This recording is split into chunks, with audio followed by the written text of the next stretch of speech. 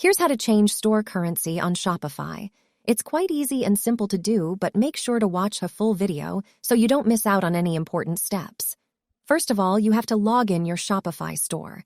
You can see this is my Shopify store. Next step is you just have to click on the setting button, which is on the left bottom side of the screen. Next window will look like this.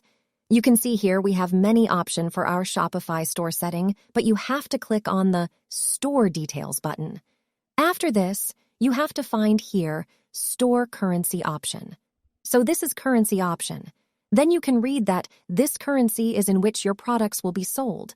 Then you have to click here. Now you can select your store currency.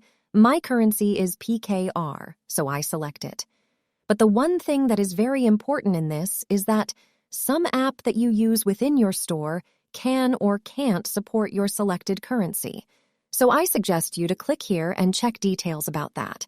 Now the next step is to just scroll down and click on this button. Congratulations!